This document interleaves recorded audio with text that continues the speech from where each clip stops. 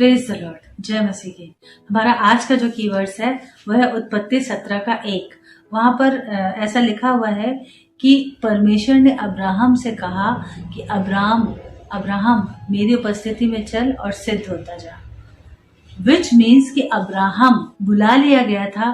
वो मूर्ति पूजा करता था, मूर्तियों का व्यवसाय करता था, मूर्तियां बना के बेचता था। उसको और उसके पिता के घराने को परमेश्वर ने बुलाया था, पर जो तेरह था वो बीच रास्ते में ही रुक गया। और अब्राहम को जब तेरह मर गया, अब्राहम का पिता, तब परमेश्वर ने कहा अब्राहम अपने पिता के घर और लोगों को छोड़ के मेरे पीछे चल। और वो 75 साल की, और लिखा तब अब्राहम 75 साल का था और वो वहां चलता रहा परमेश्वर के पीछे पीछे। उसने अपने वो सारे काम, वो जो मृत काम थे, जो बेजान पत्थर की मूर्तियां बनाना, पूजना और बेचना, वो सारे जो काम थे उसने छोड़ दिए, परमेश्वर के पीछे चलने लगा और परमेश्वर के पीछे खराई से चलता भी रहा। परमेश्वर ने उसको आशीषें भी दी, लेकिन इसके बावजूद 12वें अध्याय से लिखा है कि जो तुझे आशीष देगा वो आशीष पाएगा, जो तुझे शाप देगा वो शाप पाएगा। इस रीति से परमेश्वर इसको थाम के लिए चलता आ रहा है। वो परमेश्वर की उंगली पकड़ के भी चल रहा है। पर अब जाके परमेश्वर को ये कहने की जरूरत, यहोवा को ये कहने की जरूरत क्यों पड़ी? विच मीन्स कि अब्राहम अभी तक सिद्ध नहीं बना था। हमारे और आपके साथ भी यही होता है। हम उद्धार तो पा लेते हैं, हम कहते तो हैं कि हाँ हमने यीशु को अपना उद्धारकर्ता ग्रहण कर लिया है, पर क्या हमारे अंदर वो सिद्धता आ पाती है जो परमेश्वर चाहते हैं? कई बार हम परमेश्वर को अपने अंदर काम करने की इजाजत नहीं देते, पवित्र आत्मा को, और तब परमेश्वर को हमें चेताना पड़ता है और बताना पड़ता है कि बेटा मेरी उपस्थिति में चल। क्योंकि कई बार हम परमेश्वर के साथ भी होते हैं और दुनिया के साथ भी होते हैं, जबकि प्रभु कहता है कि मेरी उपस्थिति में चल। देखिए, जब हम परमेश्वर की उपस्थिति में चलेंगे तो पवित्र आत्मा हमारा हर पल का साथी होगा। और इससे पहले कि कोई दूसरा हमें हमारी गलती बताए, खुद पवित्र आत्मा हमें हमारी गलतियां बताता है और हम वो सुन सकेंगे अगर हम अपने आप को दीन और नम्र करेंगे तो। अदरवाइज पवित्र आत्मा हमसे बात नहीं कर पाएगा, हमारे साथ डील नहीं कर पाएगा। हम उसकी स्टिल स्मॉल वॉइस को सुन नहीं पाएंगे जो हमारे अंदर से आएगी। एक तो होता है हमारा कॉन्शियस, मनुष्य का इनर कॉन्शियस मन जो बात करता है। एक होता है जब हमारा नया जन्म हो जाता है, हमारे आत्मा का कनेक्शन जुड़ जाता है पवित्र आत्मा से, इसको कहते हैं नया जन्म। और तब पवित्र आत्मा हमारा गाइड बनता है। वो हमें पल पल पे, पग पग पे चेताता है, बताता है। कई बार कहता है कि ऐसा मत करना, या कई बार कहता है ये काम पहले कर लो। ये पवित्र आत्मा बताता है। छोटी छोटी चीजों में मैंने देखा है कि मैं तो खैर, मेरी तो कॉलिंग ही यही थी कि मैं पवित्र आत्मा के पीछे भागी थी और पवित्र आत्मा ने मुझे यीशु से मिलाया था। और पवित्र आत्मा उस दिन से, जिस दिन से उद्धार पाया था, तब से मेरा सच्चा दोस्त है, मित्र है। और उसकी आवाज, उसके डायरेक्शन को जब मैं सुन के भी इग्नोर करती हूँ तो मुझे वहां पर फिर नुकसान होता है, या वहां पर मुझे फिर एक सबक मिलता है। पर जब मैं उसके इंस्ट्रक्शन को फॉलो करती हूँ और जो वो करती हूँ जो वो कहता है करने के लिए, छोटी से छोटी चीजों में, तब वहां पर आशीष आती है। छोटी से छोटी चीजों में वो कई बार आपको डायरेक्शन देता है, इंस्ट्रक्शन देता है। फॉर एग्जाम्पल, अगर हम चाह रहे हैं कि हम फला बंदे को अभी फोन कर लेते हैं और पवित्र आत्मा मना करता है कि मत करना उसको अभी फोन, वेट करो, तो इसका मतलब परमेश्वर वहां कुछ कर रहा होता है काम। और हम अगर अपनी जल्दी में फोन लगा देंगे तो परमेश्वर के कामों में गड़बड़ी आ जाती है। हम अपनी ह्यूमन स्पिरिट डाल के डिवाइन प्लान को डिस्टर्ब कर देते हैं। ये कब होता है? जब हम उसकी सुनते नहीं है या ध्यान नहीं देते हैं। सुनते हैं और उसको मानते नहीं। ये क्यों होता है? क्योंकि हम उसकी उपस्थिति में चल तो रहे पर सिद्ध नहीं है। यीशु का तरीका है, यीशु के तरीके से ही आशीष आएगी, हमारे तरीके से नहीं। क्योंकि यशायाह में वचन कहता है कि your ways and my ways are 1000 miles away। तुम्हारी सोच जमीनी है, मेरी सोच आसमानी है। मेरे विचार और तुम्हारे विचार, मेरी गति तुम्हारी गति एक सी नहीं है। संडे चर्च आना है, टाइम से आना है, बाइबल में समय देना है, प्रार्थना में पर्सनल समय देना है, फैमिली प्रेयर करनी है, एक साथ एक मन होकर प्रार्थना करनी है। ये उसके तरीके हैं। अगर हम इनमें से किसी को मिस करते हैं तो हमारे जीवन में आशीषें रुकती हैं। अगर हम उसका कहना नहीं सुनते हैं, अगर वो कहता है कि ये वाला काम करना छोड़ दो, चोरी मत करो, या टीवी मत देखो, या ऐसा मत करो, या गलत साइट पे मत जाओ, तो हमें वो सुनना है। ऐसा नहीं कि गलत करने से आवाज जेंटाइल को भी आती है। जेंटाइल कहते हैं कि नहीं, मेरे अंतरात्मा ने कहा, मेरे आत्मा नहीं। हमको पवित्र आत्मा में क्लियर इंस्ट्रक्शन मिलता है, उनका मन बोलता है, पर हमारा पवित्र आत्मा हमारा एक टीचर है जो एकदम क्रिस्टल क्लियर इंस्ट्रक्शन देता है। उत्पत्ति 14 के 18 में जो अब्राहम है, वहां पर उस कहानी का वर्णन है कि जब वो सदोम अमोरा समेत 5 राजाओं से युद्ध करके अपने भतीजे लूत और उसकी फैमिली और सब कुछ छुड़ा के लेके आ रहा था। मतलब अब्राहम इतना शक्तिशाली बन चुका था कि 5 राजाओं से युद्ध करके वो अकेले युद्ध किया उसने। वो कोई धनुर्धारी नहीं था, वो कोई तलवारबाज नहीं था, फाइटर नहीं था, पर परमेश्वर की संगति में चलते चलते उसने ये सारी चीजें सीखी थी। वो तो एक बिजनेसमैन था, पर वो बिजनेस उसका परमेश्वर के अकॉर्डिंग अनुकूल नहीं था।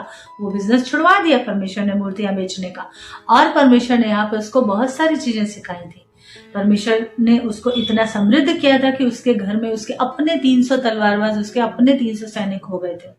उनके दम पे उसने युद्ध जीता था और वो लौट रहा था। और वहां पर लिखा है कि शालोम के राजा ने, मेलिकिसेदेक ने उससे भेंट की। अब्राहम ने, वहां पहली बार दसवांश का वर्णन आया है। अब्राहम ने लूट के माल का दसवांश दिया उसको, और उसने क्या दिया? रोटी और दाखरस, रोटी और पानी दिया, वो शरबत दिया। विच मीन्स कि ये मेलिकिसेदेक के बारे में जब हम इब्रानियों की पत्री में पढ़ते हैं तो उसके 7वें चैप्टर में पहले से लेके 3 पद तक वचन कहता है कि मेलिकिसेदेक जो शालोम का राजा है, यानी शांति का राजा है, उसका ना आदि है ना अंत है। विच मीन्स ये कौन थे? ये यीशु थे, जिन्होंने रास्ते में उससे मुलाकात की, उसको आशीष दी, उसको कम्युनियन दिया, उसको प्रभु भोज दिया, उसने दसवांश दिया। क्योंकि वहां पर आगे इब्रानियों का लेखक ऐसा कहता है कि लेवी लोगों को हम दसवांश देते हैं, पर लेवी जब अपने पिता अब्राहम की देह में था, मतलब जन्मे नहीं थे आगे की पीढ़ियां, पर तब भी उसने दसवांश दिया उस महायाजक को जो युगों युगों तक हमारा महामहिम हमारा याजक है। इतना सब कुछ होने के बाद भी जब 17 चैप्टर में आते हैं तो ये वचन जो अभी हमने कीवर्ड्स उठाया, परमेश्वर को क्यों कहने की जरूरत पड़े कि मेरी उपस्थिति में चल और सिद्ध होता है। अभी भी, यानी कि बपतिस्मा लेने के बाद भी, पानी से ऊपर आने के बाद भी जो एक विश्वासी होता है, उसका सब कुछ एकदम से ऑल ऑफ सडन चेंज नहीं हो जाता है।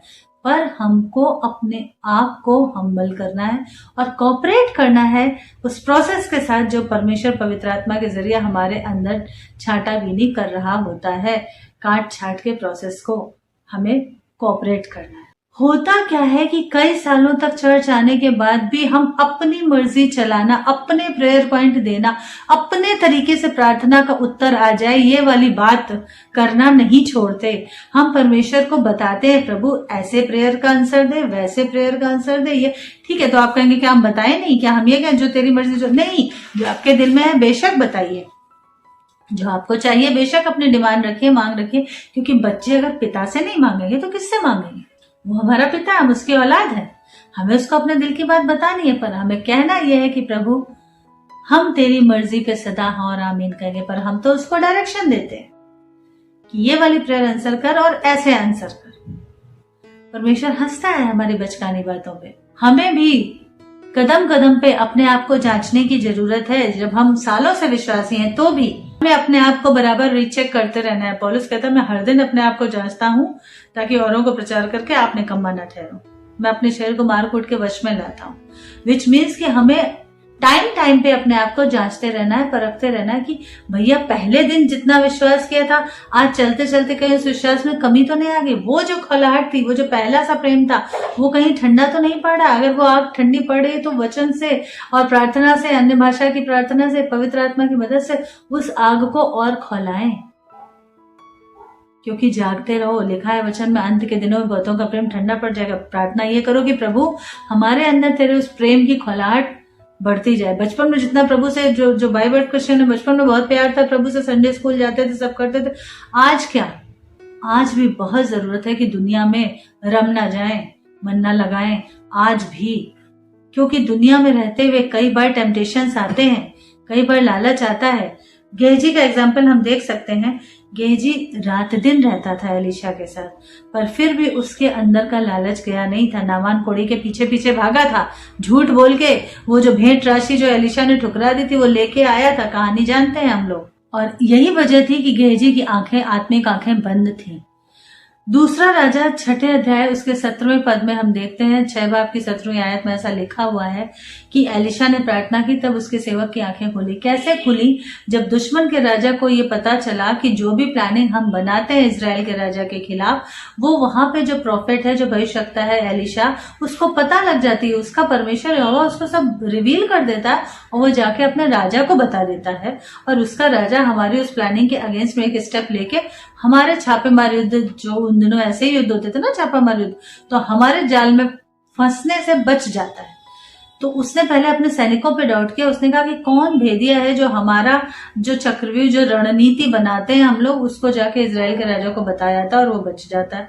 उसके सैनिकों ने कहा, प्रभु हमारी वफादारी पे शक मत करो राजा, वहां इजराइल के राजा के पास एलिशा नाम का एक ऐसा भविष्यवक्ता है जिसको तेरे बेडरूम तक की बातें परमेश्वर बता देता है। उसका परमेश्वर यहोवा, जो तू बेडरूम में छुप के प्लानिंग करता है, वो भी शयन कक्ष में जो तू प्लानिंग करता है वो भी बता देता है उसका परमेश्वर, क्योंकि उसका परमेश्वर यहोवा सर्वशक्तिमान है, सब कुछ जानता है।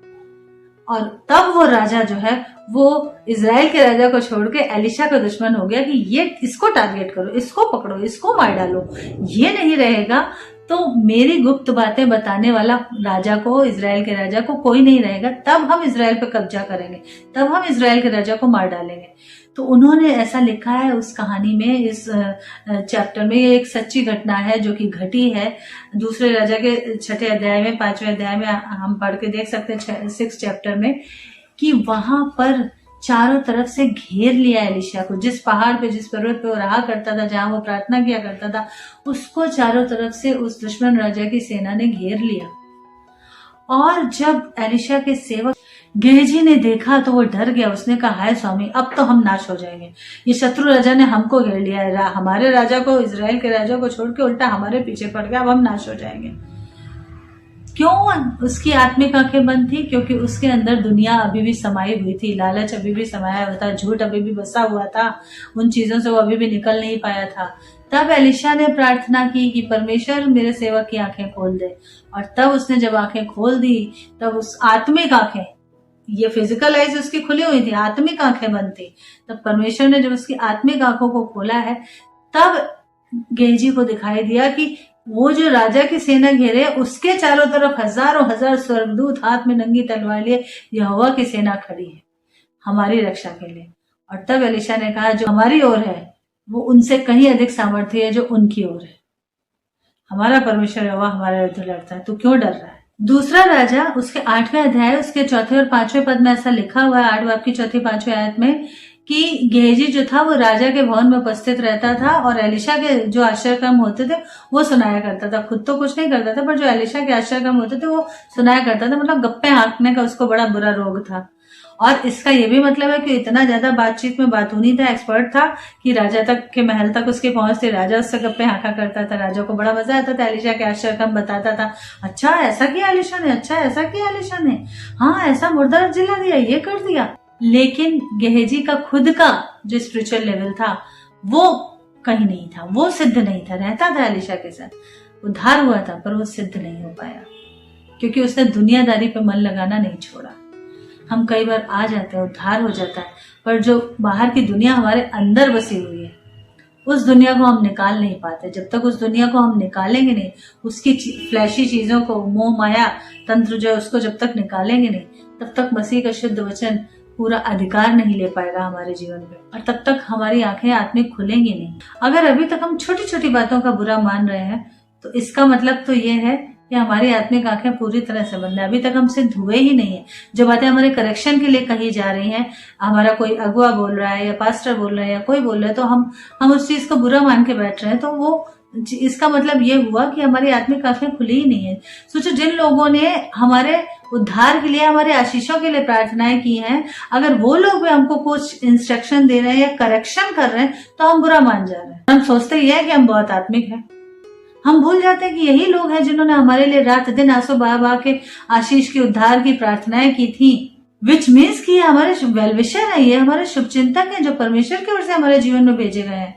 तो अगर ये कुछ कहेंगे तो ये कभी दुराव छिपाव से नहीं कहेंगे, ये हमारे भलाई के लिए हमको करेक्शन देंगे, पर हम वहां भी बुरा मान रहे हैं। तो इसका मतलब ये कि हम अभी तक सिद्ध नहीं बने, जबकि हम जीते इस गलत फहमी में हैं कि हम बहुत सिद्ध हो गए हैं। यहूदा इस्करियोती रात दिन यीशु के साथ रहता था, पर उसके अंदर का लालच नहीं गया था। ऐसे एग्जाम्पल हैं जैसे कि गेहजी, जैसे कि यहूदा इस्करियोती। पर इन लोगों की प्रॉब्लम ये थी, इन्होंने अपने को एंड तक करेक्ट नहीं किया। पर कुछ ऐसे एग्जाम्पल भी हैं जिन्होंने गलतियां शुरू में की, पर बाद में अपने आप को होली स्पिरिट के हाथों में सरेंडर किया, कॉपरेट किया वचन के साथ, परमेश्वर के साथ, यीशु के साथ, फिर से रिकंसाइल किया, अपने आप को मेल मिलाप किया।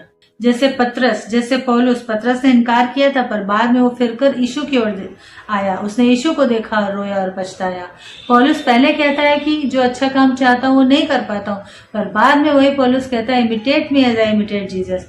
इन लोगों ने अपने आप को परमेश्वर के हाथों में सौंपा, अपने आप को इस योग्य बनाया कि पवित्र आत्मा जो उनके अंदर करना चाहे वो कर ले, जो करेक्शन, जो इंस्ट्रक्शन देना चाहे वो दे ले, चाहे वो किसी अगुए के जरिए दे, चाहे वो किसी वेलविशर के जरिए दे। वो जो वचन में उनके वेलविशर है, जो आत्मिक, जिन्होंने आत्मिक बीज आपके जीवन में बोया है, जिन्होंने आपके लिए बहुत प्रार्थनाएं की हैं, क्योंकि परमेश्वर ने उनको अपॉइंट किया था। और वो पौलुस फिर इतना बढ़ गया था परमेश्वर के दानों वरदानों में कि दूसरे कुरिन्थियों के 12वें चैप्टर तक आते आते वो कहता है मैं मसीह में एक मनुष्य को जानता हूँ जो ना जाने दे सहित ना जाने दे रहित, मतलब वो ट्रांस में गया था। परमेश्वर ने उसकी आत्मा को तीसरे स्वर्ग तक उठा लिया था और वो इतना हम्बल था कि वहां पर वो नाम भी नहीं अपना लिख रहा है। परमेश्वर के साथ जब हम वचन के साथ, होली स्पिरिट के साथ कोऑपरेट करते हैं, बड़ों की बात मानते हैं, आत्मिक अगुओं की, तो परमेश्वर फिर हमको बढ़ाता है। यही अब्राहम जिसका हमने कीवर्ड्स लिया था उत्पत्ति 17 का 1, वही अब्राहम एंड तक आते आते इस हद तक परमेश्वर का भरोसेमंद हो गया था, या उसको परमेश्वर पे इस हद तक भरोसा बढ़ गया था कि वो जब परमेश्वर ने कहा अपने पुत्र को बलिदान कर, तो वो एक बार भी नहीं हिचका, वो लेके चल दिया। और उसको परमेश्वर पे भरोसा था कि उसने वायदा दिया है यहोवा ने कि तेरा वंश आकाश के तारों के समान होगा, बालू के खिनकों के समान होगा, तो वो होगा। भले ही वो कह रहा है कि अपने बेटे को बलि कर, पर यह होगा। इसलिए जब वो जाता है पहाड़ पे लेके इसहाक के साथ, आइजैक के साथ, कहता है कि हम जाके वहां पर वेदी पे परमेश्वर को अर्पण करेंगे और परमेश्वर की प्रदक्षिणा करेंगे, तो वो कहता है तुम लोग यही ठहरे रहो, मैं और ये लड़का जाके परमेश्वर की आराधना करके वापस आते हैं। उसने नहीं कहा कि मैं जाता हूँ और वापस आता हूँ, जा तो मैं और लड़का रहे हैं पर वापस मैं आता हूँ, नहीं, उसने कहा मैं और ये लड़का, मैं और मेरा लड़का, मैं और मेरा बेटा दोनों जाते हैं और दोनों वापस आते हैं। उस हद तक उसका भरोसा था परमेश्वर पे। और तब ये अब्राहम, तब परमेश्वर ने कहा कि अब तो हो गया, अब तो सिद्ध हो गया, अब तो मेरी परीक्षा में पास हो गया। जो याकूब था वो पहले अड़ंगा मारने वाला था, इसी अब्राहम का पोता, और हर बार अपनी चलाता था। जब तक वो अपनी चलाता रहा तब तक परमेश्वर उसको कसता रहा कसौटी पे। फाइनली मल्लयुद्ध का एक ऐसा समय आया जब उसने परमेश्वर के दूत से मल्लयुद्ध किया और कस के पकड़ लिया उसके पैरों को कि जब तक तू मुझे आशीष न दे मैं तुझे नहीं छोड़ूंगा। तब परमेश्वर ने कहा कि हाँ, अब ये टोटली मुझ पर डिपेंड हो गया है। उसकी जंघा की नस को इसीलिए छू दिया कि उसको अपने पौरुष पे बल ना रहे। उसने कहा तू मुझे आशीष दे। परमेश्वर ने कहा अब तो बिल्कुल योग्य हो गया आशीष पाने के, और फिर उसका नाम इस्राएल रख दिया गया और उसे बढ़ाया गया। तो हम पूरी रीति से जब परमेश्वर में चलेंगे, कहना मानेंगे, उसको अपने ऊपर काम करने देंगे, इजाजत देंगे, तो हम सिद्ध होते जाएंगे। जब हम सिद्ध होते जाएंगे तो हम बड़ी बड़ी आशीषों के मूल बन जाए, आशीषें नहीं पाएंगे, आशीषों का मूल बन जाएंगे। आइए दुआ करें। पिता यीशु के सामर्थ्य नाम में परमेश्वर हमको सिद्ध बनने में मदद कर। प्रभु जितने लोगों तक ये वचन पहुंच रहा है प्रभु जी, होने दे कि न केवल उनकी आज जरूरतें सुनने वालों की पूरी हो, न केवल उनके जीवन का हर एक काम पूरा हो, न केवल उनके जीवन से रोग चले जाए। मैं रिब्यूक करती हूँ हर एक रोग को, यीशु के नाम में डांटती हूँ परमेश्वर। हड्डियों की सारी प्रॉब्लम को यीशु के नाम में गुड़कते हैं परमेश्वर इसी वक्त परमेश्वर। और प्रभु जी लहू की सारी प्रॉब्लम को यीशु के नाम में गुड़कते हैं इसी वक्त परमेश्वर।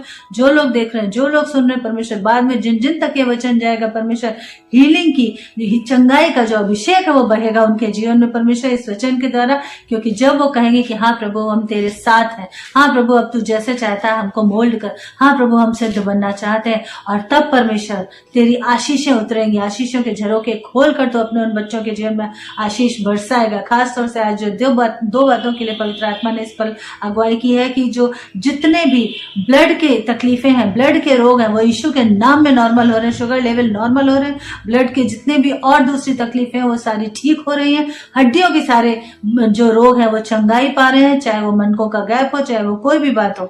सुनने वालों के जीवन में इसी वक्त आशीष उतर रही है और चंगाई आ रही है और बहुत सी गवाहियां हम सुनने पाएंगे। यीशु मसीह के नाम में तेरे लोगों को ब्लेस कर कि वो तेरी आशीषों के मूल बन जाए, आशीषों के वारिस बन जाए, यीशु मसीह के नाम से, आमीन। God bless you. Praise the Lord. हमें उम्मीद है कि आपको हमारे वीडियोस पसंद आ रहे होंगे और आप बहुत कुछ सीख रहे होंगे। उनसे मसीह में बढ़ने में, बाइबल के वचनों को समझने में आपको मदद मिल रही होगी। तो फिर देर किस बात की, जल्दी से हमारे YouTube channel life in Christ को सब्सक्राइब कीजिए और साथ ही साथ बेल आइकन भी दबा दीजिए ताकि हमारे लेटेस्ट वीडियोस के अपडेट्स आपको मिलते रहें और आप हमारा कोई भी वीडियो मिस ना करें।